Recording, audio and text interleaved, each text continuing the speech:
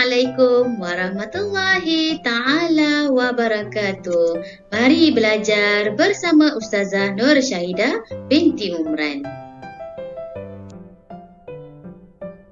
Untuk kali ini, Ustazah akan membincangkan berkenaan dengan tajuk Sirah Pendidikan Islam Tahun 5 Hijrah Membawa Rahmat Siri 1. Yang mana pada sesi pembelajaran kali ini, objektif kita yang pertama ialah menerangkan pengertian hijrah dengan betul dan menerangkan 3 antara sebab yang mendorong hijrah ke Madinah dengan betul. Di mana pada akhir sesi pembelajaran ini, sekiranya anak-anak dapat menerangkan pengertian hijrah, dapat menerangkan 3 antara sebab yang mendorong hijrah ke Madinah, maka anak-anak telah berjaya mencapai objektif pembelajaran. Baiklah, kita teruskan kepada objektif kita yang pertama, iaitu pengertian hijrah. Apakah yang dikatakan hijrah? Ya, hijrah ialah perpindahan daripada satu tempat ke satu tempat yang lain atau daripada satu keadaan yang lebih baik. Itulah dikatakan pengertian hijrah. Faktor utama berlakunya hijrah kerana Allah Subhanahu wa Ta'ala telah memerintahkan Nabi Muhammad supaya berhijrah. Hijrah ini bermaksud perpindahan Nabi Muhammad dan umat Islam dari Mekah ke Madinah.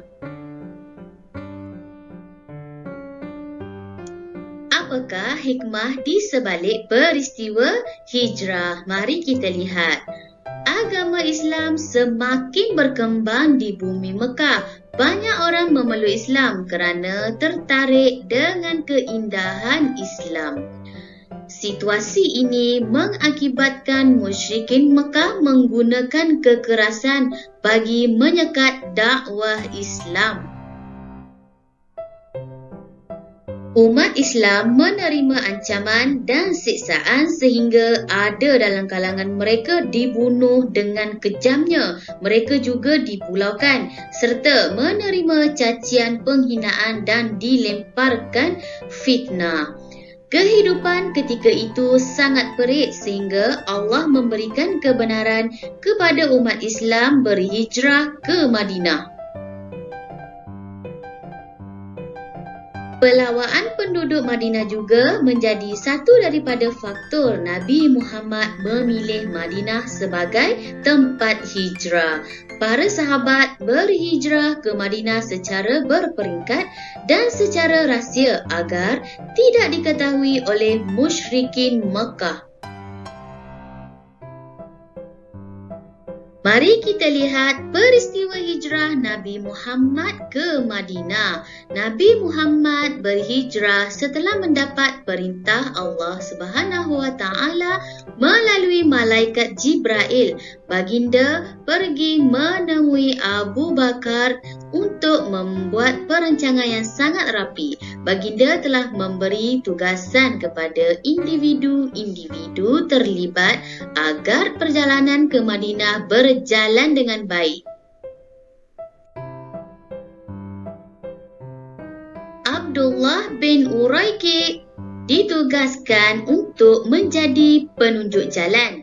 Jalan yang dipilih untuk ke Madinah ialah jalan yang jauh dan mencabar yang jarang dilalui kebanyakan orang ramai. Ini bertujuan untuk mengaburi pihak musuh dan mengelak daripada dijejaki mereka.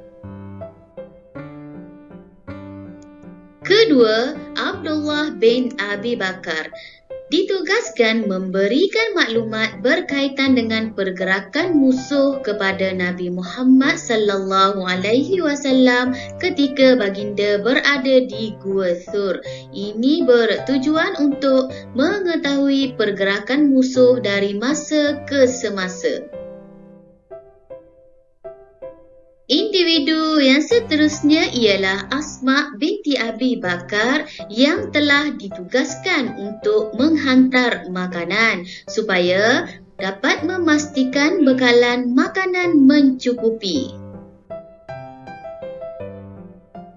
Seterusnya, Amir bin Fuhairat yang telah ditugaskan menutup jejak Abdullah dan Asma dengan menggunakan kambing gembalaannya dan membekalkan susu. Ini bertujuan bagi mengelak dijejaki musuh dan memastikan bekalan minum mencukupi. Pada peringkat yang kedua pula, Nabi Muhammad meminta Ali bin Abi Talib tidur di katil baginda dan menggunakan burdah baginda.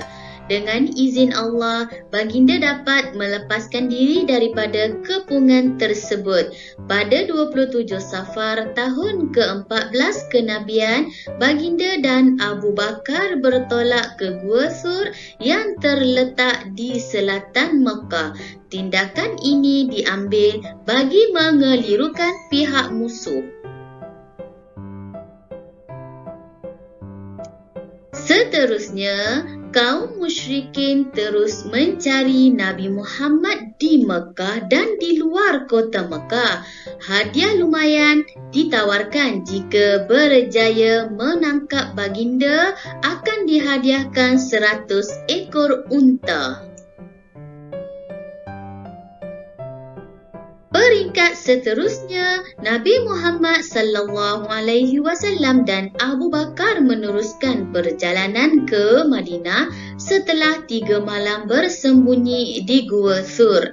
Semasa dalam perjalanan, seorang musyrik yang bernama Surakah bin Malik berjaya menemui jejak Nabi Muhammad tetapi tidak berjaya menangkap baginda. Baginda dan Abu Bakar meneruskan perjalanan hijrah ke Madinah. Sampai di sini sahaja untuk video pembelajaran kali ini.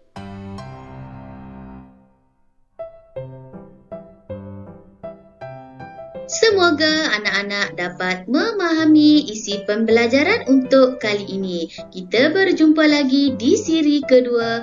Terima kasih Ustazah ucapkan. Assalamualaikum warahmatullahi taala wabarakatuh.